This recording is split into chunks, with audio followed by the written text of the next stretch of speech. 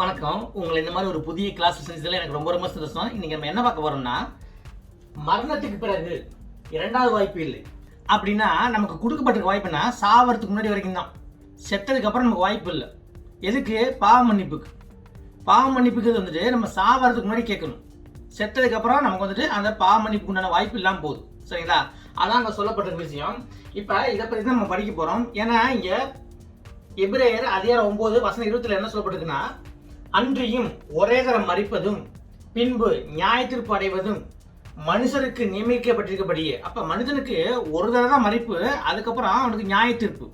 அப்ப நம்ம சாவறதுக்கு முன்னாடி இயேசு கிறிஸ்துவை நம்ம இரட்சகராகவும் மீட்பராகவும் நம்ம பாவத்துக்கு ஏற்றுக்கொள்ளணும்.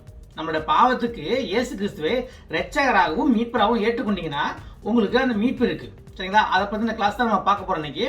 அப்ப இது ரொம்ப ரொம்ப முக்கியமான கிளாஸ். எதா இருந்தாலும் நம்ம சாவறதுக்கு முன்னாடி செய்யக்கூடிய விஷயங்கள். உயிரிழக்கும் போது நமக்கு ஏகப்பட்ட வாய்ப்பு இருக்கு, ஆனா செத்ததுக்கு அப்புறம் நமக்கு வாய்ப்பு இல்லை அப்படிங்கிறத கிளாஸ். இந்த கிளாஸ் ரொம்ப சுவாரஸ்யமா இருக்கும். இதுக்குள்ள போவோம். நீங்க ரெடி இருக்கீங்களா? இப்ப போவோம்.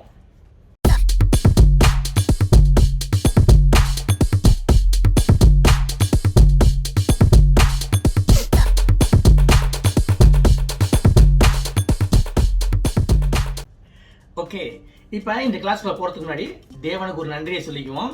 இந்த கிளாஸ் எனக்கு 27வது கிளாஸ். இந்த அளவுக்கு தேவன் எனக்கு ஆசீர்வாதம் கொடுத்ததுக்கு தேவனுக்கு ஒரு நன்றியை சொல்லிக்கிட்டு இப்போ நம்ம இந்த கிளாஸ்க்குள்ள போவோம். சரிங்களா? இந்த பூமியை பற்றிய ஒரு வரைபடம் இங்கே இருக்கு. இப்போ வெளிவட்டம் தான் பூமி. பூமியோட நிலப்பரப்பு வந்து வெளிவட்டம். இப்போ இதுக்குள்ள இருக்கிறதெல்லாம் பாதாளம். இதுக்குள்ள இருக்கிறதெல்லாம் பாதாளம். அப்போ பாதாளத்துல முதல் பகுதி வந்து பார்த்தீங்கன்னா பரதேசம்னு ஒரு பகுதி இருக்கு. இதை பற்றின விளக்கத்தை உங்களுக்கு நான் சொல்றேன். அது கீழே பார்த்தீங்கன்னா மேல் பாதாளம் ஒரு பகுதி இருக்கு. இதை பற்றின விளக்கத்தையும் உங்களுக்கு நான் சொல்றேன். அப்புறம் கீழ் பாதாளம் தாழ்ந்த பாதாளங்கிற ஒரு பகுதி இருக்கு. சரிங்களா? அப்படி 3 பகுதி உள்ள இருக்கு. இதே மாதிரி தான் நம்ம வந்து ஒரு கிளாஸ்ல வந்துட்டு பூமிக்கு மேல 3 வானம் இருக்குன்னு பார்த்தோம். 3 வகையான வானம் இருக்கு. அதான் ஹெவன் சொல்றோம். சரிங்களா?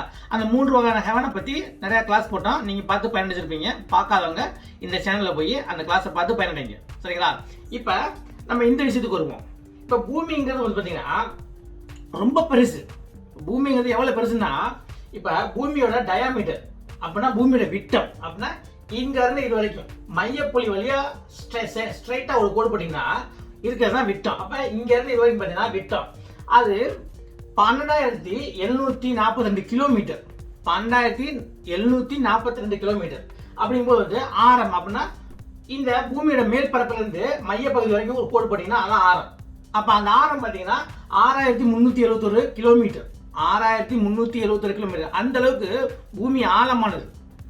இப்ப நம்ம பூமி மேல நின்றுட்டு இருக்கோம். அந்த அளவுக்கு பூமி ஆழமா இருக்கு. உள்ள பூமியில அதிகபட்சம் மனுஷன் இந்த போர் போட்டு தோண்ட தூரம் பாத்தீங்கன்னா 12 கிலோமீட்டர் தான். 12 கிலோமீட்டர். இது வந்துட்டு ரஷ்யால பண்ணாங்க. அது வந்துட்டு 1965 அந்த டைம்ல வந்து பாத்தீங்கன்னா 24 வருஷமா முயற்சி பண்ணி 12 கிலோமீட்டர் தான் போயிருக்கு. 12 கிலோமீட்டர் தான் போர் போட்டிருக்காங்க. இது கோலாங்கிற இடத்துல பண்ண அந்த போர்வெல். சரிங்களா? அப்ப 12 கிலோமீட்டர் போல அவங்களால பண்ண முடியல. இது அந்த டைம்ல அந்த டெக்னாலஜில. அப்படி பார்க்கும்போது வந்து பூமியோட அந்த ஆரத்துல அந்த 12 கிலோமீட்டர் எந்த அளவுக்கு இருக்கும் அப்படின்னு பாத்தீங்கன்னா, இப்ப பூமியோட ஆரம் வந்துட்டு 6,000 கிலோமீட்டர் போட்டுக்கல. இதை வந்துட்டு 1 கிலோமீட்டர் ஆக்கிங்க. உங்களுக்கு ஒரு ஈஸியா ஒரு விளக்கமா இருக்காட்டி இந்த பூமியோட ஆரத்தை 1 கிலோமீட்டர் வச்சீங்கன்னா நம்ம வந்துட்டு பூமியில அந்த கோலா சூப்பர் டீப் ஹோல் பாத்தீங்கன்னா 2 mm தான். அப்படின்னா இந்த ஒரு நாணயத்தோட திக்னஸ் தான் ஓட்ட போட்டிருக்கோம். இந்த ஒரு நாணயத்தோட திக்னஸ் தான். அப்ப 1 கிலோமீட்டர் பூமியோட மையப்பகுதி வரைக்கும் பூமியில இருந்து போக முடியும்னா நம்ம இது வரைக்கும் போர் போட்ட அளவு பாத்தீங்கன்னா 12 கிலோமீட்டர் இந்த நாணய அளவு தான். இப்போ 1 கிலோமீட்டர் டிஸ்டன்ஸுக்கு இந்த நாணயத்தோட திக்னஸ் பார்த்துங்க. அப்போ அந்த அளவுக்கு தான் இது வரைக்கும் நம்ம ஓட்ட போட்டிருக்கோம். அப்போ நம்ம உள்ளுக்குள்ள அவ்வளோ ஆழம் இருக்கு. 1 கிலோமீட்டருக்கும் இந்த ஒரு நாணய அளவுக்கு தான் நம்ம ஓட்ட போட்டிருக்கோம்னா அப்போ நம்ம வந்துட்டு நம்ம இன்னும் ஒரு சர்ஃபேஸை வந்துட்டு நம்ம வந்து ஒரு கோடு கூட போடலன்னு அர்த்தம். இப்போ அந்த அளவுக்கு ஆழமானது பூமி. அப்படிங்கும்போது வந்து ஒரு சின்ன ஒரு எடுத்துக்காட்டு தான் சொல்கிறோம். ஸோ இப்போ பூமிக்குள்ளே இந்த 3 பகுதி இருக்கு.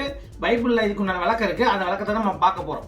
இது இயேசுவோட வாயிலிருந்து வந்து ஒரு வரலாறு அப்படிங்கும்போது வந்து நம்ம ரொம்ப சீரியஸாக எடுத்துக்கணும். இப்போ பரதேசம் என்னன்னு பார்ப்போம். ஒரு இலைப்பாறுதலான இடம், ஒரு சமாதானமான இடம், ஒரு வசதியான இடம் அப்படின்னா ஏறக்குறைய அது வந்துட்டு பரலோகம் மாதிரி, ஆனால் பரலோகம் இல்லை. பரலோகம் மாதிரி, ஆனால் பரலோகம் கிடையாது. சரிங்களா? அப்ப அங்க யார் இருக்கா அப்படின்னு கேட்டீங்கன்னா ஆதாம் முதல் இயேசு கிறிஸ்து வரை வாழ்ந்த பழைய ஏற்பாட்டின் விசுவாசிகள். ஆதாம் முதல் இயேசு கிறிஸ்து வளர்ந்தவங்க தான் பழைய ஏற்பாடு விசுவாசிகள். அவங்க பழைய ஏற்பாடு வளர்ந்தமா இருந்தாலும் சரி, விசுவாசம் தான் அவங்க நீதிமானாக்கப்பட்டாங்க. அப்ப விசுவாசி இருந்தவங்க தான் நீதிமானாக்கப்பட்டிருக்காங்க. இப்ப அவங்க தான் அங்க இருக்கிறாங்க. அப்ப அவங்கன்னா எப்படின்னா அவங்களோட ஆத்மா தான் அங்க இருக்கு. ஏன்னா அவங்களாம் செத்துட்டாங்க. அவங்க செத்து போயிருந்தாலும் அவங்க ஆத்மா தான் அங்க போயிருக்கு. அப்ப பழைய ஏற்பாடு விசுவாசி உடம்பு செத்து போகும்போது வந்து அந்த உடம்பு பூமி மேலதான் இருக்கு. ஆனா அவங்க ஆத்மா பரலோகம் போகாம இந்த பரதேசம் இடத்துக்கு தான் போச்சு. ஏன் அப்படின்னா இயேசு கிறிஸ்து இன்னும் அவங்களோட பாவத்தை சுமந்து தீர்த்து அவங்களுக்கு வந்துட்டு ஒரு ரட்சிப்பு என்ன கொடுக்கல. அப்போ இயேசு கிறிஸ்து வந்து அவங்க பாவங்களை சுமந்து தீர்த்து அவங்க பாவத்தை மட்டும் இல்ல, இந்த உலகத்தோட மொத்த பாவத்தையும் சுமந்து தீர்த்து அவர் இறந்து போய் அவர் 3 நாள் உயிர்த்தெழும் போது தான் இங்க இருந்த அந்த பழைய ஏற்பாட்டின் விசுவாசிகளோட அந்த ஆத்மாவுக்கு ஒரு விடுதலை கிடைச்சு அவங்க வந்துட்டு பரலோகத்துக்கு அவங்க ரெடி ஆச்சு. ஏன்னா அவர் சுமந்து தீர்த்ததுக்கு அப்புறம் தான் அவங்க பரலோகம் அவங்க ரெடி ஆகுது. அப்ப இயேசு கிறிஸ்து தான் அவங்களை கூட்டிட்டு இயேசு கிறிஸ்து மூலமா தான் இயேசு கிறிஸ்து வழியா தான் அவங்க பரலோகம் போறாங்க. ஏன்னா இயேசு கிறிஸ்து இல்லாம யாருமே பரலோகம் போக முடியாது. அதனால பழைய ஏற்பாட்டு விசுவாசி அனைவருமே இறந்து போனா அவங்கள ஆத்மா பரதேசத்துக்கு தான் போச்ச ஒழிய பரலோகம் போல. ஆனா இந்த காலத்துல உங்களுக்கு எனக்கு அப்படி கிடையாது. இந்த காலத்துல நம்ம விசுவாசி இருக்கும்போது நம்ம இறந்து போனா நம்ம உடம்பு பூமி மேலதான் இருக்கும். ஆனா நம்ம ஆத்மா பரலோகம் போயிடும். அப்ப 3ஆம் வானம் நம்ம படிச்சோம்ல, 3ஆம் வானத்துக்கு தைரியமா போயிடும். ஏன்னா நம்ம பாவத்துக்கு பழி பொருளா தான் இயேசு கிறிஸ்து வந்து நம்ம பாவத்தையும் சரி உலகத்தோட பாவத்தையும் சரி சுமந்து தீர்த்து அவரு போயிட்டார். அந்த காரியம் முடித்து வைக்கப்பட்டிருக்கு. அப்ப இந்த காலத்துல விசுவாசி இறந்து போனால் அவன் ஆத்மா பரதேசம் போகாது, ஸ்ட்ரைட்டா எங்க போயிடும்? பரலோகம் போயிடும். ஆனா உடம்பு மட்டும் தான் பூமியில இருக்கும். பூமியில இருக்க அந்த உடம்பை மறுரூபமாக்கி எழுப்புற நிகழ்ச்சி தான் ரகசிய வருகை. இப்ப அடுத்து மேல் பாதகம். இப்ப மேல் பாதகத்துக்கு வருவோம்.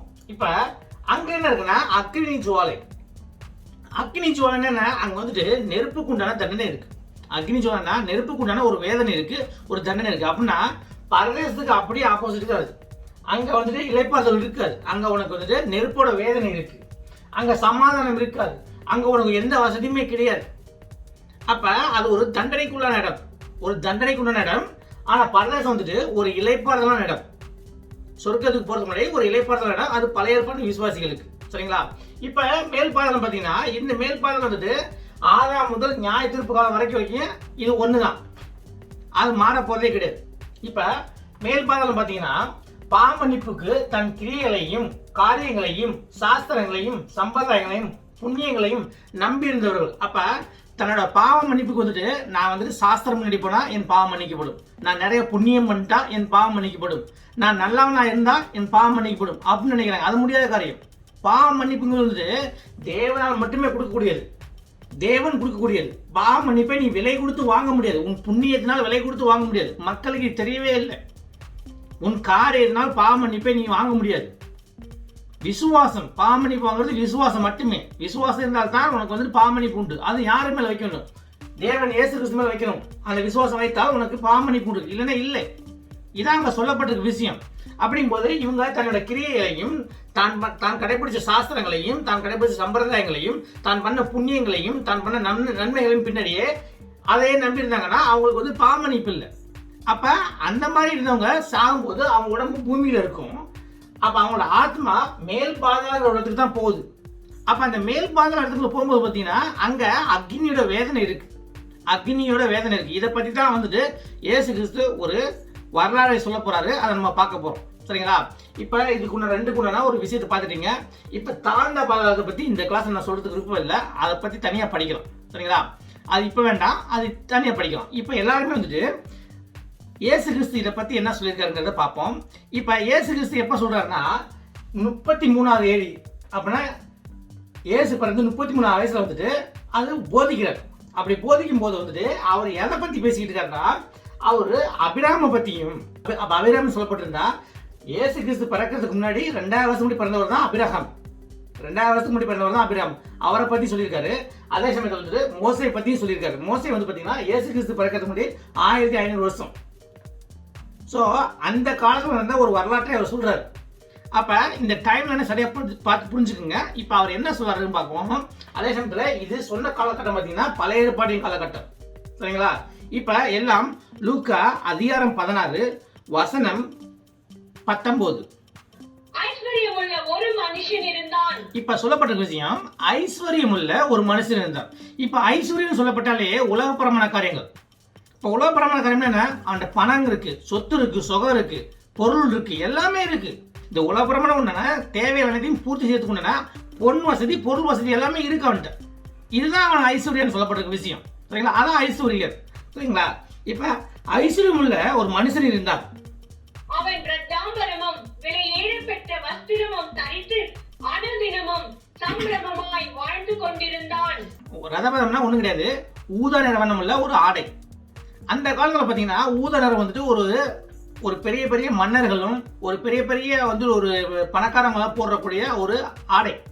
அவன் வந்துட்டு ஒரு ஆடம்பரமா இருக்கிறான், அவன் ஒரு செல்வந்தன் அப்படின்னு காமிக்கிறதுக்கு உண்டான கலர் அந்த கலர், அந்த ஊதாங்கிறது. அவன் அந்த மாதிரி ஒரு ஊதா ட்ரெஸ் போட்டு, அந்த மாதிரி ஊதா ட்ரெஸ் போட்டு நல்லா வசதியா சம்பிரதாயம்னா ஒரு லக்ஸூரியஸ் பார்ட்டி. லக்ஸூரியஸ்னா அவங்களுக்கு வந்துட்டு ஆடம்பரம், ரொம்ப ஆடம்பரம், அனுதினமும் ஆடம்பரம். அப்ப என்ன பண்றான், தனக்கு கிடைக்கப்பட்ட அந்த பொருள் வசதினால வந்துட்டு அவன் டெய்லி வந்துட்டு ஆடம்பரமா வாழ்றான். அப்படி ஆடம்பரமா வாழும்போது என்ன நடக்குங்கிறது பார்ப்போம். லாசரு என்னும் பேர் கொண்ட ஒரு தரித்திரனும் இருந்தான். இப்ப இங்க லாசரு என்னும் பேர் கொண்ட ஒரு தரித்திரம் இருந்தான். தரித்திரம்னா பிச்சைக்காரன். அப்படியே அவனுக்கு ஆப்போசிட் அங்க ஒரு பணக்காரன், அவன்கிட்ட எல்லாமே இருக்கு, டெய்லி வந்துட்டு அனுதினம் கொண்டாடுறான், பார்ட்டி பார்ட்டி பார்ட்டி. அப்படி இருக்கும்போது அவன் அப்படி சொல்லியாச்சு. இங்க இன்னொரு கதாபாத்திரம் பாத்தீங்கன்னா லாசர் என்ற பேர் கொண்ட ஒரு பிச்சைக்காரன் இருந்தார். இங்க பிச்சைக்காரன் சொன்னாலும் அவனுக்கு பேர் சொல்லப்பட்டிருக்கு. ஏன்னா இவனுக்கு பேர் சொல்லப்பட்டிருக்கு, இவன் ஒரு விசுவாசி. லாசர் வந்துட்டு தன் கையில வந்துட்டு உலகபரமான அந்த ஐஸ்வர்யம் இல்ல, ஆனா இவனுக்கு வந்துட்டு ஆவிக்குரிய வாழ்க்கைக்கு உண்டான அனைத்து ஐஸ்வர்யமும் இருக்கு. அப்படின்னா கடவுளுக்கு பயந்து விசுவாசமான ஆளு லாசருங்கிற பிச்சைக்காரன். கடவுளுக்கு பயந்து விசுவாசமா இருந்திருக்கான். அப்ப அவன் விசுவாசம் இருக்கும்போது பாத்தீங்கன்னா அவன் வந்துட்டு ஆவிக்குரிய வாழ்க்கையில செல்வந்தனா இருக்கான். ஆனா மாமிசத்துக்குரிய வாழ்க்கையில பாத்தீங்கன்னா அவன் ஒண்ணுமே இல்லை, அங்க பிச்சைக்காரன் தான். ஆனா ஆவிக்குரிய வாழ்க்கையில அவன் செல்வந்தன். அதனாலதான் அவன் பேர் சொல்லப்பட்டிருக்கு. மாமிசத்துக்குரிய வாழ்க்கை உண்டான அந்த உலகபரமான வாழ்க்கை உண்டான அந்த பணம் பொருள் உள்ளவனுக்கு பேர் கூட சொல்லல, ஆனா இவனுக்கு பேர் சொல்லப்பட்டிருக்கு. பாத்துக்குங்க. அவன் பருக்கள் நிறைந்தவனாய் அந்த ஐஸ்வர்யவானுடைய வாசல் அருகே கிடந்து. இப்ப இவனுக்கு சொல்லப்பட்ட விஷயம் பாத்தீங்கன்னா அவன் உடம்பெல்லாம் பருவா இருக்கு, ஆனா இவன் எங்க இருக்கானா அந்த பணக்காரன் வாசல்ல இருக்கான். அந்த பணக்காரன் வீட்டோட வாசல்ல இருக்கான். அங்க இருந்து அவனுடைய மேஜையிலிருந்து விழத் துணிக்கைகளாலே தன் பசியை ஆற்ற ஆசையாயிருந்தான். இப்ப அவங்க பார்ட்டி கொண்டாடும் போது வந்துட்டு நிறைய சாப்பாடெல்லாம் இருக்கும், அந்த மேஜையில சாப்பிடுவாங்க. அப்படி சாப்பிடும் போது அந்த மேஜையில தவறி கீழே விழுது பாத்தீங்களா, அதை எடுத்து சாப்பிட்டு தன்னோட பசியை போக்கலான்னு சொல்லிட்டு அவன் ஆசையா இருந்திருக்கான். இவன் ஆசை பாருங்க, இவ்வளவுதான். நாய்கள் வந்து அவன் பருக்களை நக்கிற்று. சோ இந்த மாதிரி அவன் ஆசையா வெயிட் பண்ணிட்டு இருக்கிறான். அந்த சமயத்துல வந்துட்டு நாய்கள் வந்துட்டு அவன் புண்ணை நக்கிட்டு இருந்திருக்கு. சரிங்களா? அப்ப அந்த அளவுக்கு ஒரு மோசமான நிலைமையில இருக்கான். இவன்கிட்ட எந்த பொருள் வசதி கிடையாது, ஆனா ஆவிக்குரிய வாழ்க்கையில இவன் ஒரு விசுவாசி. பின்பு அந்த தரித்திரன் மரித்து தேவதூதரால் ஆபிரகாமுடைய மடியிலே கொண்டு போய் விடப்பட்டான். இப்ப அந்த தரித்திரன் மரித்து அப்படின்னா லாசர் செத்து போய் தேவதூதரால் அபிராமின் மடியிலே கொண்டு போய் விடப்பட்டான். அப்ப தேவதூதர்கள் என்ன, தேவதூதர்கள் வந்து அவனை கொண்டு போய் அபிராம் மடியில விட்டாங்க. அப்ப இயேசு கிறிஸ்து வந்துட்டு இன்னும் பலிபொருள வந்திருக்காரு, இன்னும் சுமக்கல. சிலுவையில தான் எல்லாத்தையும் பார்த்து சுமக்கிறாரு. அப்ப இன்னும் சுமக்கிறதுக்கு முன்னாடி தான் இந்த ஒரு வரலாற்றை சொல்லிக் கொண்டிருக்கிறார். அப்ப பழைய ஏற்பாட்டு விசுவாசியா இருந்த அபிராம், பழைய ஏற்பாட்டுல மிகப்பெரிய விசுவாசி அபிராம். அப்ப அபிராமோட மடியில போய் யாரை விட்டுருக்காங்க, இந்த லாசரை விடுறாங்க. அப்ப அபிராம் எங்க இருந்திருக்காரு, பரதேசத்துல இருந்திருக்காரு. அப்ப அபிராம் வந்துட்டு பரதேசத்துல இருந்திருக்காரு. ஏன் இருக்கிறாருன்னா தேவன் இயேசு கிறிஸ்து இன்னும் உலகத்தோட பாவத்தையே சுமந்து தீர்க்கல. அப்ப சுமந்து தீர்க்கறதுனாலதான் அவங்க வந்துட்டு விசுவாசியா இருந்தாலும் பரலோகம் போகாம பரதேசத்துல இருந்தாங்க. அப்ப பரதேசத்துல இருந்த அந்த அபிராமோட மடியில இந்த லாசரை போய் விடுறாங்க. ஏன்னா லாசர் ஒரு விசுவாசி, அவனுக்கும் வந்துட்டு பரலோகத்துக்கு போக முடியாது. ஏன் போக முடியாதுன்னா இயேசு கிறிஸ்து இன்னும் அந்த பாவத்தை சுமந்து தீர்க்கல, அந்த சிலுவையில மரணம் அடையல. அப்ப அவனும் எங்க போயிட்டு, அவனும் ஒரு விசுவாசினா வந்துட்டு அவன் அங்க அபிராம் மடியில போய் விடப்பட்டான். ஏன்னா அபிராம் தான் இருக்கிற பெரிய விசுவாசி அந்த செயல்ல. அப்படிங்கும்போது அவரோட பொறுப்புல விடப்பட்டாச்சு. அப்படி விடப்பட்டது சொல்லப்பட்டிருக்க விஷயம். ஐஸ்வர்யவானும் மரித்து அடக்கம் பண்ணப்பட்டான். இப்ப லாசரு செத்து போய் அங்க லாசர் யாரு, அபிராம் மடியில விட்டப்படாச்சு. இப்ப இங்க ஐஸ்வர்யன் செத்து போயிட்டான். இவன் செத்ததுக்கு அப்புறம் என்ன நடக்குது பார்ப்போம். பாதாளத்திலே அவன் வேதனை படுகிற போது தன் கண்களை ஏறெடுத்து தூரத்திலே ஆபிரகாமையும் அவன் மடியிலே லாசருவையும் கண்டான். ஆனா இந்த பணக்காரன் செத்ததுக்கு அப்புறம் பாத்தீங்கன்னா அவன் ஆத்மா எங்க போய் விடப்படுது? பாதாளத்துல விடப்படுது. இதுதான் நம்ம மேல் பாதாளம் சொல்றோம். அப்ப இந்த பாதாளம் வந்துட்டு பரதேசத்துக்கு கீழே இருக்கு, சரிங்களா? அப்ப பரதேசம் மேல இருக்கு. அப்ப இவன் பாக்குறான், கீழ இருந்து மேல பாக்குறான். நம்ம அந்த பிச்சைக்காரனை பார்த்திருக்கோமே, லாசரை பார்த்திருக்கோமே, அவன் வந்துட்டு அபிராம் மடியில இருக்கானே. அப்ப இந்த பணக்காரனுக்கு அபிராம தெரிஞ்சிருக்கு, லாசருக்கும் அபிராம தெரிஞ்சிருக்கு. அப்படிங்கும்போது அவன் அபிராம பார்த்து தெரிஞ்சுக்கிறான், ஆஹா அபிராம் மடியில போய் அவன் லாசர் போய் செஞ்சுறானே, இப்ப நம்ம இங்க இருக்கிறோமே அப்படின்னு சொல்லிட்டு இவன் பாக்குறான். ஏன்னா இவன் இருக்கிறது மேல் பாதாளம், அங்க லாசர் இருக்கிறது பரதேசம், சரிங்களா? இப்ப அடுத்து அப்பொழுது அவன், தகப்பனாகிய ஆபிரகாமே, நீர் எனக்கு இறங்கி லாசரு தன் விரலின் நுனியை தண்ணீரில் தோய்த்து என் நாவை குளிர பண்ணும்படி அவனை அனுப்ப வேண்டும். இப்ப சொல்றான் அவன். இப்ப வந்துட்டு அபிராமிட்ட அவன் ஒரு விண்ணப்பம் வைக்கிறான். நான் என்ன விண்ணப்பம் வைக்கிறேன்னா, உன் மடியில இருக்கானே லாசரு, அவன் கைவிரல்ல தண்ணியை தொட்டு ஒரு சொட்டு என் நாக்கில் அங்கிருந்து விடணும். ஏன்னா இவன் கீழே இருக்கான், அவங்க மேல இருக்காங்க. ஏன்னா பரதேசம் மேல இருக்கு, பாதாளம் கீழே இருக்கு. அப்படிங்கும்போது இவன் கீழே இருந்து சொல்றான், உன் மடியில இருக்க அந்த லாசர் இருக்காரு, அந்த லாசர் கையில விரல் நுனியில தண்ணியை தொட்டு ஒரு சொட்டு தண்ணியை மேல இருந்து கீழே விடு சொல்றான். என் நாவை நான் குளிர பண்ணிக்கணும், அதுக்கு செய்ய முடியுமா அப்படின்னு சொல்லிட்டு விண்ணப்பம் வைக்கிறான். யார்கிட்ட விண்ணப்பம் வைக்கிறான்? அபிராமிட்ட விண்ணப்பம் வைக்கிறான். இந்த அக்கினி ஜுவாலையில் வேதனைப்படுகிறேனே என்று கூப்பிட்டான். இப்ப என்ன பிரச்சனை? மேல் பாதத்துல அக்னி ஜுவாலையால வேதனைப்படுறாரு. அப்ப அந்த ஐஸ்வர்யா வேதனைப்பட்டு சொல்றான், குடிக்கிறதுக்கு தண்ணி இல்லை, இங்க அக்னியில வெந்துகிட்டு இருக்கிறனே, என் ஆத்மா வெந்துகிட்டு இருக்கே, ஒரு சொட்டு தண்ணி கிடைக்குமா, அவன் கைவரல் நினைச்சு கொடுக்க முடியுமா அப்படின்னு சொல்லிட்டு கெஞ்சுறான். அதற்கு ஆபிரகாம், மகனே, நீ பூமியிலே உயிரோடு இருக்கும் காலத்தில் உன் நன்மைகளை அனுபவித்தாய், லாசருவும் அப்படியே தீமைகளை அனுபவித்தான். இப்ப சொல்றாரு அவரு, அபிராம் வந்துட்டு ரொம்ப டீசென்டான ஆளு, சரிங்களா? அப்ப அவர் சொல்லிட்டாரு, பூமியில இருக்கும்போது உனக்கு நிறைய கொடுக்கப்பட்டுச்சு, ஆனா நீ விசுவாசி இல்ல. ஏன்னா இந்த காலத்துல வந்து பாத்தீங்கன்னா நமக்கு வந்துட்டு கொடுத்துருக்க ஆசீர்வாதத்தை நம்ம சரியாவே புரிஞ்சுக்கிறது இல்ல.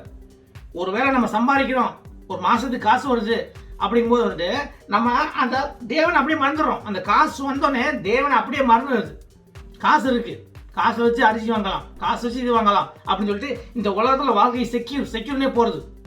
அங்க செத்ததுக்கு அப்புறம் ஒரு மறுமைன்னு ஒன்று இருக்கு, செத்ததுக்கு அப்புறம் வந்துட்டு நித்திய ஜீவன் ஒன்று இருக்கு, நித்திய வாழ்வு ஒன்று இருக்கு. அப்படிங்கிறத மறந்துட்டு இந்த உலகத்துல வாழ்றத மட்டும் நினைச்சிட்டே இருக்குது.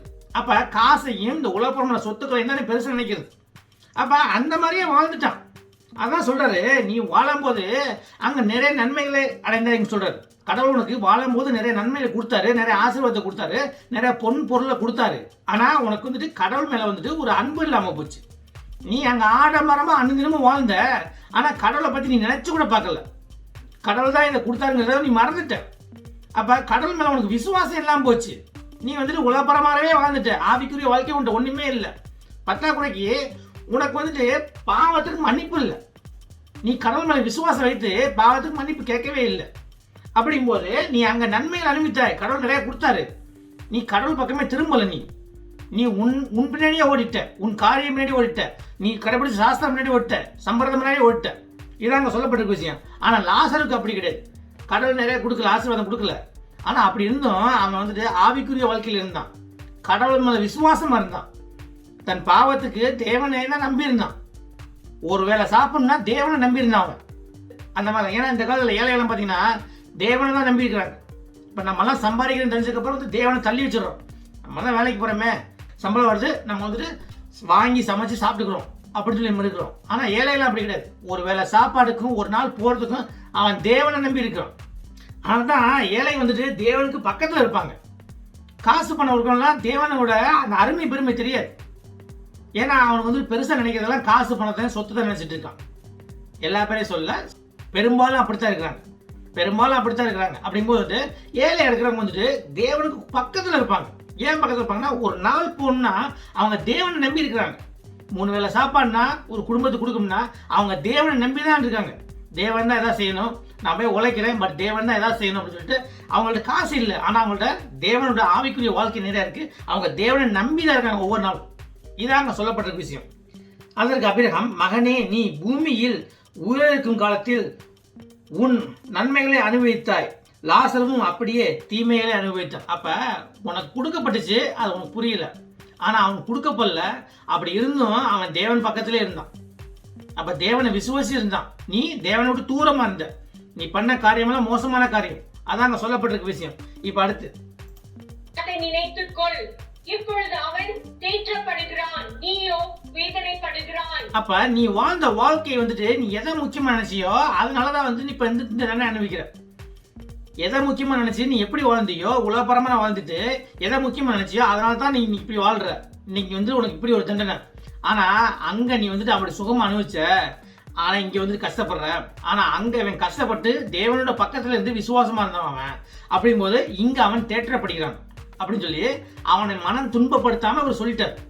யாரு? அபிராம் சொல்லிட்டார். இப்ப அடுத்து அதுவும் அல்லாமல் இவ்விடத்திலிருந்து உங்களிடத்திற்கு கடந்து போகவும். இப்ப சொல்றாரு, அது இல்லாம பரதேசத்துல இருந்து பாதாளத்துக்கு போக முடியாது, பாதாளத்துல இருந்து பரதேசத்துக்கு போக முடியாது.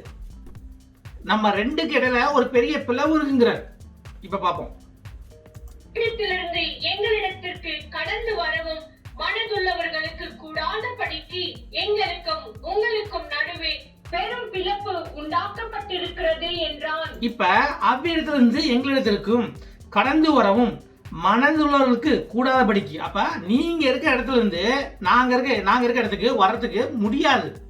மனதுள்ளவர்கள் கூடாது. மனதுள்ளவர்கள்னா வேற ஒண்ணும் கிடையாது. மனசுனா ஆத்மாவை தான் சொல்லப்பட்ட விஷயம். அப்ப அங்க இருக்கிறது ஆத்மா தான். அப்ப ஆத்மா அங்க இருந்து இங்க போக முடியாது, இங்க இருந்து அங்க போக முடியாது. அப்ப எங்களுக்கு உங்களுக்குன்னா அப்ப விசுவாசிகள் அங்க நிறைய பேர் இருக்காங்க. அதே மாதிரி அவிவிசுவாசிகள் கீழே நிறைய பேர் இருக்காங்க.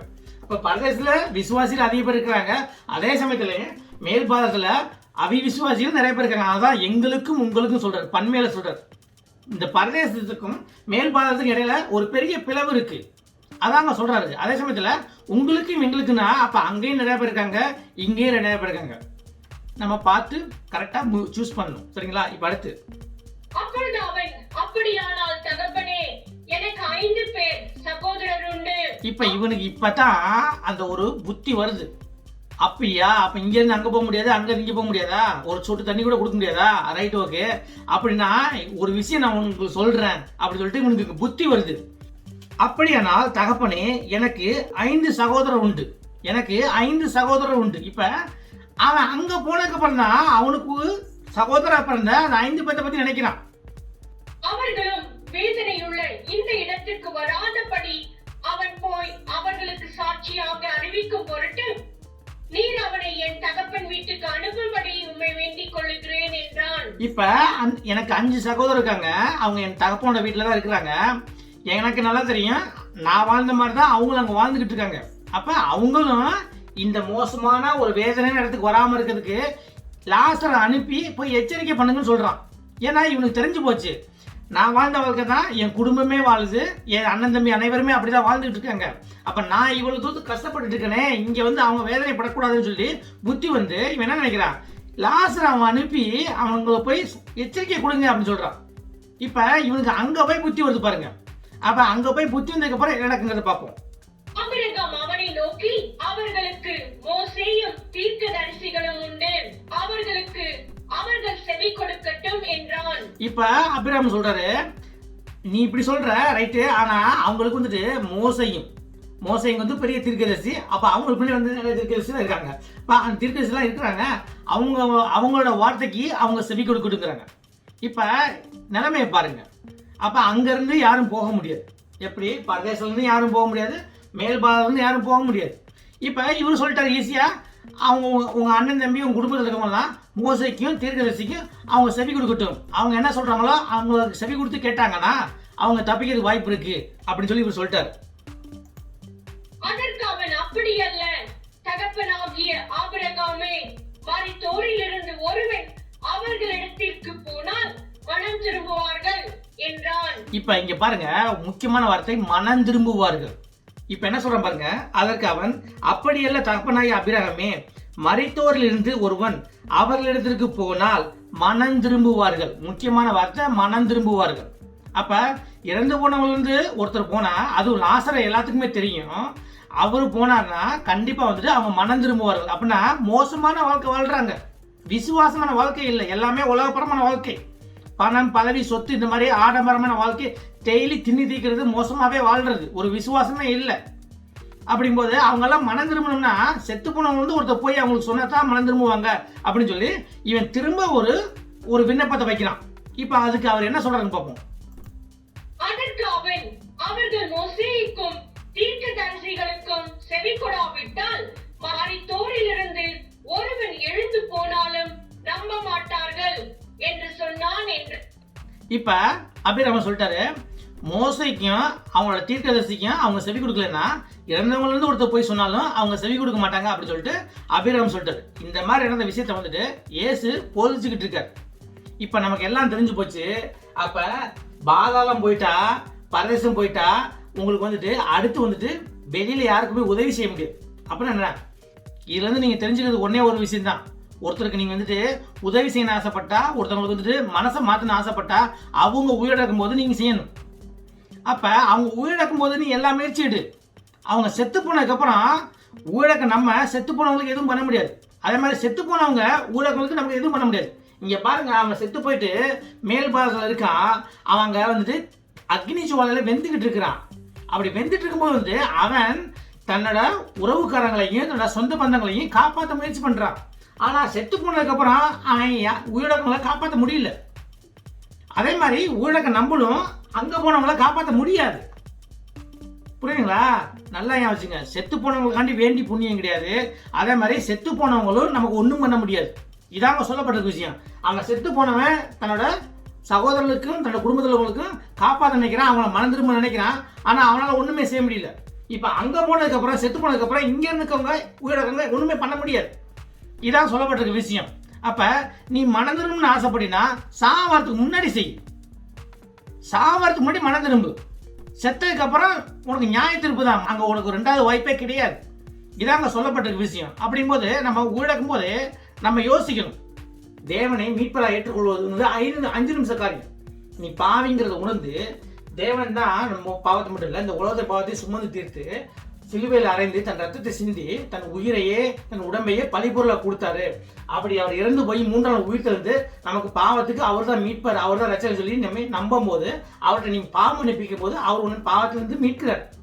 பரிசுத்தாவியை கொடுத்து உனக்கு பாவத்திலிருந்து மீட்கிறார். இதான் வந்து பாவ மன்னிப்பு கேட்கும் முறை. இதான் சொல்லப்பட்டிருக்க விஷயம். இதான் மீட்பு, இதான் விசுவாசம். இந்த விசுவாசத்தை தான் கேட்கிறார் அவர். உன்கிட்ட காரியத்தை அவர் கேட்கல, சரிங்களா? ஆனா இந்த விஷயம் வந்து பாத்தீங்கன்னா உபத்திர காலத்துக்கு வேற மாதிரி வரும். 7 வருடம் இந்த உலகமே சாத்தானோட கையில ஒப்படைக்கப்படும். அந்த 7 வருஷத்துக்கு பாத்தீங்கன்னா அதுக்கு உண்டான விதிமுறைகளே வேற. விசுவாசம் மட்டும் பத்தாது, அங்க கூட 2 காரியம் வரும். அங்க வாங்கக்கூடாத விஷயம் ஒன்று இருக்கு, வணங்கக்கூடாத விஷயம் ஒன்று இருக்கு. நான் அதை பத்தி தனியா ஒரு வீடியோ போட்டிருக்கேன். டைட்டில் பார்த்தீங்கன்னா உபத்திர காலத்தில் வாங்கக்கூடாதும் வணங்கக்கூடாதும் அப்படின்னு சொல்லி ஒரு டைட்டிலில் போட்டிருக்கேன். அந்த வீடியோவை இந்த சேனலில் போய் பாருங்க, அதை பார்த்து பயனடைங்க, சரிங்களா? இப்போ நம்ம பேசிட்டு இருக்க விஷயம்லாம் அந்த விசுவாசம்லாம் பார்த்தீங்கன்னா ஆதாம்ல இருந்து ரகசிய உரை வரைக்கும் அது செல்லுபடியாகும். உபத்திர காலத்தில் அதுக்கு உண்டான விதிமுறை வந்து கொஞ்சம் சேஞ்ச் ஆகுது. அதனால் வேற கிளாஸில் போட்டிருக்கேன், அதை பார்த்து நீங்கள் பயனடைஞ்சிக்கோங்க, சரிங்களா? இப்போ இதான் இப்போ நம்ம பரதேசத்தை பற்றி தெரிஞ்சுக்கணும்னா இயேசு கிறிஸ்து அந்த பரதேசங்கிற பேரை கொடுக்குறாரு. அந்த வேத வசனம் எங்க இருக்குன்னா லூக்கா அதிகாரம் 23 வசனம் 43 இருக்கு. குற்றவாளிகள் ஆகிய வேறு 2 பேரும் அவரோட கூட கொலை செய்யப்படுவதற்கு கொண்டு போகப்பட்டார்கள். லூக்கா அதிகாரம் 23 32 வசனம், குற்றவாளிகளாகிய வேறு 2 பேரும் அவரோட கூட கொலை செய்யப்படுவதற்காக கொண்டு போகப்பட்டார்கள். அப்ப இயேசு கிறிஸ்து சிலுவையில் அறையும் போது 2 திருடர்களை சேர்த்து சிலுவையில் அறைறாங்க. அப்ப மொத்தம் 3 பேர் அன்னைக்கு சிலுவையில் அறைஞ்சது. அப்படி இருக்கும்போது வந்துட்டு இந்த 2 திருடர்கள் வந்து ஒருத்தன் தான் வந்துட்டு அந்த ஒருத்தன் பாவமன்னிப்பு கேட்பான். அப்படி பாவமன்னிப்பு கேட்கும் போது தான் அவர் இந்த பரதேசங்கிற வார்த்தையை யூஸ் பண்றாரு, சரிங்களா? பரதேசங்கிற வார்த்தையை யூஸ் பண்றாரு, அங்க பரலோகங்கிற வார்த்தையை யூஸ் பண்ணல, பரதேசங்கிற வார்த்தையை அவர் பயன்படுத்துறாரு, சரிங்களா? இப்ப 3 பேரை வந்துட்டு அங்க சிலுவையில் அறைய போறாங்க. இப்ப நல்லா கவனிச்சுக்கிறீங்க.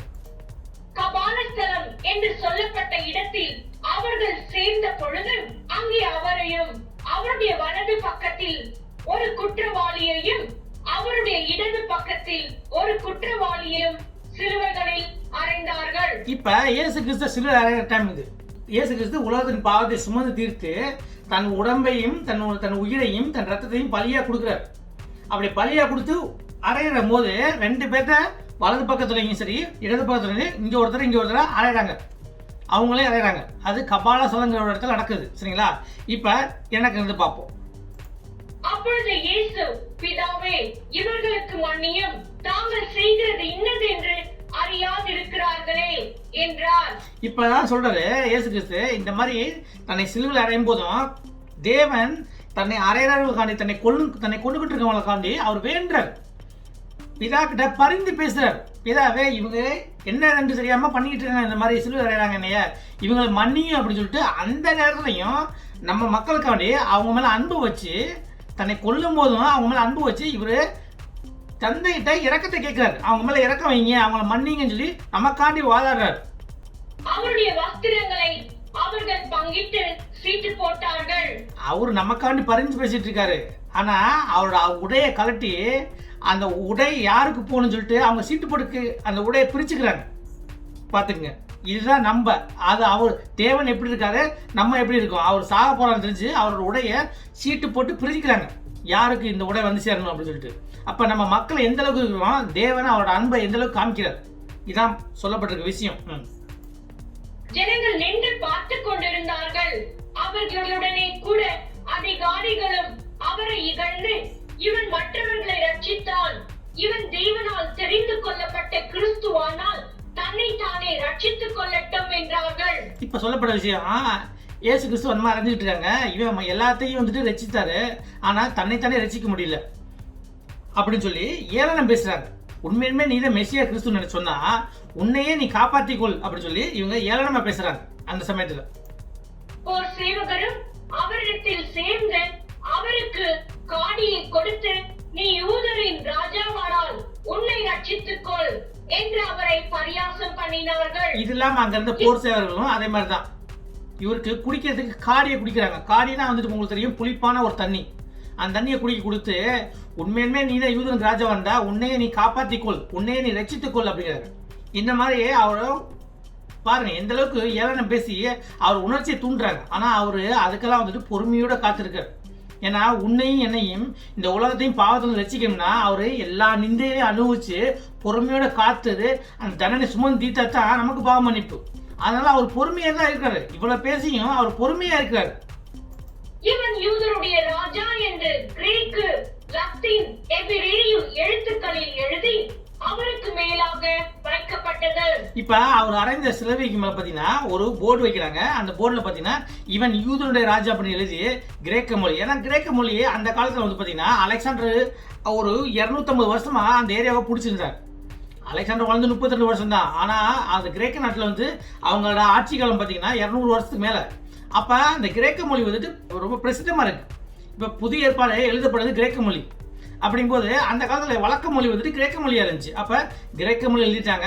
அப்ப அந்த காலத்துல யூதனை அடிமையாக செஞ்சது பார்த்தீங்கன்னா ரோமர்கள். அப்ப ரோமர் மொழியான லத்தீன்ல எழுதப்பட்டிருக்கு. இது இல்லாம வந்துட்டு எபிரேய மொழியான ஹீப்ரு மொழியிலையும் எழுதப்பட்டிருக்கு. அப்ப 3 மொழியிலுமே அங்க எழுதப்பட்டிருக்கு. எப்படி எழுதப்பட்டிருக்கு, இவன் யூதனுடைய ராஜா அப்படின்னு சொல்லி எழுதி அவருக்கு மேல போர்டு வைக்கிறாங்க. அந்த சிலுவைக்கு மேல போர்டு வைக்கிறாங்க. அன்றையும் சிலுவையில் அறையப்பட்டிருந்த குற்றவாளிகளில் ஒருவன், நீ கிறிஸ்துவானால் உன்னையும் எங்களையும் ரட்சித்துக்கொள் என்று அவரை இகழ்ந்தான். இப்ப 2 பேரு அவர் கூட சேர்ந்து சிலுவையில் அறையப்பட்டது சொல்லப்பட்ட விஷயம். அப்ப இயேசு கிறிஸ்துவோட வலது பக்கம் ஒருத்தருக்கும் இடது பக்கம் ஒருத்தனையும் அறையறாங்க. அப்ப அதுல ஒருத்தன், அன்றையும் சிலுவையில் அறையப்பட்டிருந்த குற்றவாளியில் ஒருவன், நீ கிறிஸ்துவானால் உன்னையும் எங்களையும் ரட்சித்துக்கொள் என்று அவரை இகழ்ந்தான். அப்ப உங்களையும் என்னையும் நீ காப்பாத்திக்கலாமே, உங்களையும் என்னையும் இப்ப காப்பாத்திக்கலாமே நீங்க கிறிஸ்துவா இருந்தா அப்படின்னு சொல்லி இவன் இகழ்ந்து ஒரு பரிகாசம் பண்றான். இப்ப அடுத்து மற்றவன் அவனை நோக்கி, நீ இந்த ஆக்கினைக்குட்பட்டவனா இருந்தும் தேவனுக்கு பயப்படுகிறது இல்லையா? இப்ப தெளிவா சொல்றான். அடுத்த குற்றவாளி சொல்றான், இந்த மாதிரி உனக்கு தண்டனை கொடுத்தும் உனக்கு வந்து தேவன்கிட்ட உனக்கு பயம் இல்லையா? அதான் ஆக்கினைனா உனக்கு தண்டனை கொடுத்தாச்சு, தீர்ப்பு கொடுத்தாச்சு. நீ செய்த தவறுக்கு தண்டனை தீர்ப்பு கொடுக்கப்பட்டிருக்கு, சிலுவையில் அறையப்பட்டாச்சு. அப்படி அறையப்பட்டோம் தேவனுக்கு நீ பயப்படலையா அப்படின்னு சொல்லி கேட்கிறான். தேவனுக்கு பயப்படவில்லையா அப்படின்னு சொல்லிட்டு என்ன சொல்றாங்க பார்ப்போம். நாமோ நியாயப்படி தண்டிக்கப்பட்டிருக்கிறோம், நாம் நடப்பித்தவைகளுக்கு தக்க பலனை அடைகிறோம். இப்ப அவன் சொல்றான், நம்ம வந்துட்டு செய்த தவறுக்கு நமக்கு தண்டனை கிடைச்சிருக்கு, சரியான தண்டனை தான் கொடுத்தாங்க. ஏன்னா நம்ம பண்ண தவறுக்கு வேண்டிதான் நம்மளை சிலுவையில் அறையறாங்க. ஆனா இவர் அப்படி கிடையாதுன்னு சொல்லிட்டு என்ன சொல்றாங்க பார்ப்போம்.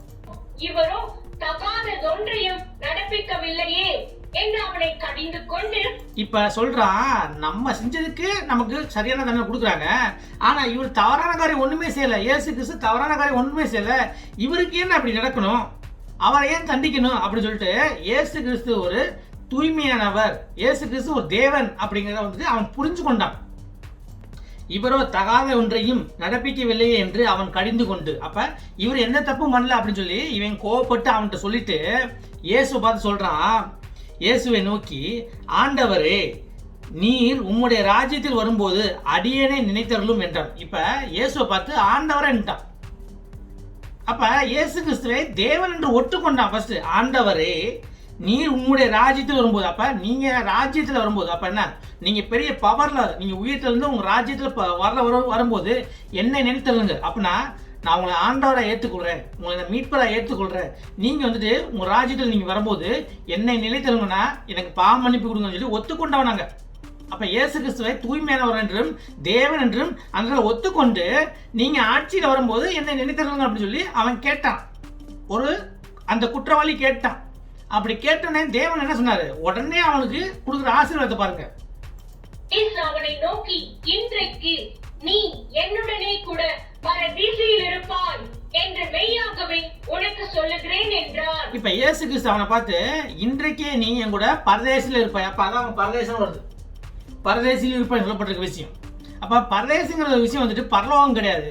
ஏன் அங்க போனா இயேசு கிறிஸ்து இப்பதான் சுமந்து தீர்க்கிறாரு. சுமந்து தீர்த்து அவர் இறந்து போய் ஏற்கனவே பரதேசத்துல இருந்த விசுவாசிகளை அவர் போய் அங்க மீட் பண்ணி அங்க 3 நாள் இருந்து அதுக்கப்புறம் தான் அவரு இயேசு கிறிஸ்து முதல்ல வந்துட்டு மறுரூபமாக்கப்பட்டு முதல் பலனாகி மறுரூபமாக்கப்படுறாரு. அப்படி மறுரூபமாக்கப்பட்டு அதுக்கப்புறம் தான் பழைய ஏற்பாட்டு விசுவாசிகள், அந்த பரதேச விசுவாசிகள், அவங்க ஆத்மாவும் அந்த உடம்பு வந்து பூமியில இருக்கு, ரெண்டும் ஒன்றா இணைந்து அவங்க மறுரூபமாக்கப்பட்டு அவங்க இயேசுவோட சேர்ந்து அவங்க எல்லாம் பரலோகம் போறாங்க. அப்ப இயேசு கிறிஸ்து இல்லாம யாரும் பரலோகம் போக முடியாது. அதே மாதிரி குற்றவாளி அந்த இடத்துல சாகும் தருணத்துல மன்னிப்பு கேட்கிறான். சாகும் தருணத்துல தேவனை இயேசு கிறிஸ்துவை தேவனை ஏற்றுக்கொண்டான். குற்றவாளி அங்க ஒருத்தன் சாகும் தருணத்துல இயேசு கிறிஸ்துவ தேவனை ஒத்துக்கொண்டு தேவன் சொல்றான், நீங்க உங்களோட ராஜ்யம் வரும்போது என்னை நினைத்தவங்க அப்படின்னு தன்னோட பாவத்தை ஒத்துக்கொண்டு கேட்கிறான். அப்படி கேட்கும்போது அவன் தூர விரட்டவே இல்லை பாருங்க. இயேசு கிறிஸ்து நீ மீட்பரா ஏற்றுக்கொண்டாலே, நீ பாவி என்று ஒத்துக்கொண்டு இயேசு கிறிஸ்து நீ மீட்பராகவும் ரட்சகராக நீ ஏற்றுக்கொண்டாலே உனக்கு பாவ மன்னிப்பு உண்டு. அந்த இடத்துல அவர் என்ன சொல்லியிருக்காரு, இன்றே நீ என் கூட பரதேசத்தில் இருப்பான்னு சொல்லிட்டாரு. அப்ப அது பல ஏற்பாடு காலத்துல, இப்ப பரதேசம் கிடையாது, இப்ப பரதேசம் இல்ல, இப்ப என்ன பரலோகம் நமக்கு ரெடியா இருக்கு. அப்ப நீ நானும் எவ்வளவு பெரிய பாவியா இருந்தாலும் நீ வந்துட்டு உன் பாவத்தை ஒத்துக்கொண்டு அவர்கிட்ட பாவம் மன்னிப்பு கேட்கும்போது உனக்கு என்ன பரலோகம் எல்லாம் போயிருமா? தேவன் நம்மளை மன்னிக்கிறதுக்கு ரெடியா இருக்கிறார். நம்ம தான் அந்த டைம் ஒதுக்குறது இல்லை. அந்த மாதிரி டைம் ஒதுக்காம போய் தான் ஒருத்தன் வந்துட்டு அங்கே போய் அழுகுறான், ஐயோ நான் வந்து வாழ்ந்த வாழ்க்கை மோசமான வாழ்க்கை, தேவனை பற்றி நினைக்கலையே, தேவன்கிட்ட பாவம் மன்னிப்பு வாங்கலையே, நான் உலக பிரமாணமே வாழ்ந்துட்டேனே, இன்னும் என் அண்ணன் தம்பியெல்லாம் அப்படி வாழ்ந்துட்டு இருக்காங்களே, அவங்களுக்கு ஏதாவது பண்ணணும்னு நினைக்கிறோம், அங்கேருந்து ஒன்றும் பண்ண முடியல. இன்னைக்கு நம்ம ஒவ்வொருத்தரும் வாழ்ந்துட்டு இருக்கோம். இங்கே நம்ம கூட சொந்தம் இருக்கு, பந்தம் இருக்கு, நமக்கு வந்துட்டு நண்பர்கள் இருக்காங்க, அவங்க கூட நம்ம என்ன பண்றோம்? அவங்கெல்லாம் உங்களோட தான் இருக்காங்க. இப்போ உனக்கு வாய்ப்பு இருக்கு, அவங்களுக்கு சொல்லி அவங்களுக்கு புரிய வைக்கிறதுக்கு உனக்கு ஒரு வாய்ப்பு இருக்கு. அவங்க செத்து போயிட்டாங்களோ இல்லை நீ செத்து போயிட்டியோ உனக்கு வாய்ப்பு, அந்த வாய்ப்பு இல்லை. அப்ப அவங்களுக்குலாம் எடுத்து சொல்லணும், இதான் வழி, இதான் வழி. தேவன் யாருமே புறம்பே தள்ளுறதில்லை. நீ பாவி என்று ஒத்துக்கொண்டு தேவனை நீ ரட்சகராக மீட்பை ஏற்றுக்கொண்டு அவர் மேல விசுவாசம் வைத்தாலே உனக்கு அந்த இடத்துல மீட்பு இருக்கு. அவர் பாருங்க, அவன் சாக போறான், கடைசி நிமிஷத்துல அவன் எஸ்கேப் ஆறான் பாருங்க. அவன் அஸ்திவாரம் இயேசு கிறிஸ்து மேல போடுறான். இயேசு கிறிஸ்துவ தேவனை ஏற்றுக்கொண்டான் கடைசி நேரத்தில் அந்த கல்லன். ஸோ அதான் அப்படிங்கும்போது வந்துட்டு இதனால தான் அவங்க பரதேசம் போனாங்க. ஆனால் இனிமேல் நம்ம வந்துட்டு பரதேசம் போகணுங்கிற அவசியம் கிடையாது.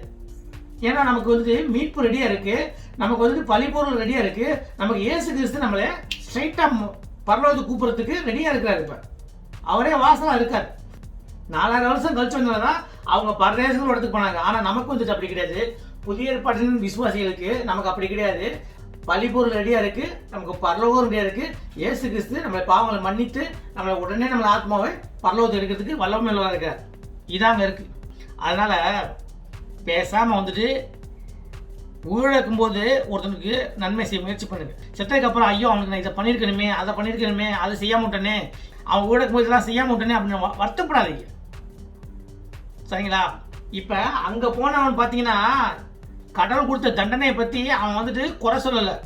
ஆனால் அவன் வருத்தப்பட்டது என்னென்னா, நான் வாழ்ந்த வாழ்க்கை மோசமான வாழ்க்கை, கடவுள் கொடுத்த தண்டனையை அவன் ஏற்றுக்கிட்டான். ஆனால் அவனால் ஏற்றுக்க முடியாது என்னென்னா, இதை போய் என்னோட சகோதரனுக்கு சொல்ல முடியலையே அப்படி சொல்லி மன வருத்தப்படுறான் அங்கே போய். அப்போ கடவுளோட கொடுக்குற தண்டனை நியாயமாக தான் இருக்குது. அதை பற்றி அபிராமிட்ட எந்த விதமான ஒரு புகார் கொடுக்கவே இல்லை. ஆனால் அவன் வருத்தப்பட்டதெல்லாம் இதே மாதிரி தானே என் சகோதரர் வாழ்கிறாங்க, இதே மாதிரி தானே என் தகப்பு வீட்டில் எல்லாமே இருக்காங்க, இப்போ அவங்களுக்குலாம் போய் சொல்லி ஆகணுமே அப்படின்னு சொல்லி வருத்தப்பட்ட பார்த்தீங்களா? அதான் இதை தான் தேவன் நமக்கு வெளிப்படுத்தியிருக்கிறார். இதெல்லாம் படித்ததுக்கப்புறம் தான் என்னால் அமைதியாக இருக்க முடியல. என்ன பண்ணுறது? படித்ததுக்கப்புறம் அமைதியாக இருக்க முடியல. அதனால தான் இந்த மாதிரி கிளாஸ் போட்டுட்ருக்கோம் நம்ம இன்னைக்கு. அதே மாதிரி தேவன் வார்த்தையை படித்து பார்த்து அதில் உள்ள உண்மைகளை அறிஞ்சு உங்களால் முடிந்த உதவிகளை நீங்கள் செய்யுங்க. தேவனோட ஆசீர்வாதம் ஒவ்வொருத்தருக்கும் ஒவ்வொரு மாதிரி. ஸோ முயற்சி பண்ணுங்க. முயற்சி பண்ணால் கடவுள் கொடுக்காத ஒன்றும் கிடையாது. சரிங்களா? இப்போ நம்ம அடுத்த கிளாஸ் என்ன பார்க்க போகிறோம்னா, இந்த கீழ்பாதத்தை பற்றி பார்க்க போகிறோம். இந்த கீழ்பாதத்தை பற்றி பார்க்க போகிறோம். அது இன்னமும் சுவாரஸ்யமாக இருக்கும். இந்த வீடியோ உங்களுக்கு பிடிச்சிருந்துச்சுன்னா இந்த வீடியோ நீங்கள் லைக் பண்ணி இந்த சேனலுக்கு நீங்கள் சப்ஸ்கிரைப் பண்ணுங்கள். அதே போல் கடவுளை வார்த்தையை கடவுள்கிட்ட எப்படி மீட்பு வாங்குங்கிற ஒரு விஷயத்த உங்கள் குடும்பத்தில் உள்ளவங்களுக்கும் உங்கள் நண்பர்களுக்கும் எடுத்து சொல்லுங்கள். உங்களுக்கு கூடிய சீக்கிரம் அடுத்த வீடியோ பார்ப்போம். நன்றி.